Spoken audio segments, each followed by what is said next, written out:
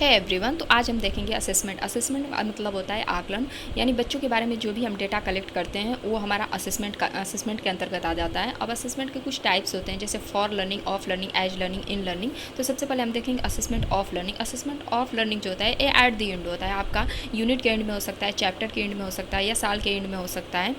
ये आपका सबमिटिव होता है। इसके बाद आता है असेसमेंट फॉर लर्निंग। ये आपका होता है ड्यूरिंग टीचिंग लर्निंग प्रोसेस होता है। ये टीचर जो होते हैं टीचिंग लर्निंग प्रोसेस के दौरान जो भी आपका असेसमेंट करते हैं, बच्चों का आकलन करते हैं, असेसमेंट फॉर लर्निंग होता है। ये इसमें आपका निदान और उपचार दोनों निदान और उपचार आप कर सकते हैं, ये फॉर्मेटिव होता है। इसके बाद आता है असेसमेंट। इन दोनों का अगर हम सीधा साधा एग्जाम्पल ले लें, तो जैसे कोई बावर्ची अगर खाना बनाता है, खाना बनाते समय अगर वो खाने को चखता है तो असेसमेंट फॉर लर्निंग है। लेकिन अगर खाना बनाने के बाद खाने को गेस्ट चखते हैं तो आपका असेसमेंट ऑफ लर्निंग आ जाता है।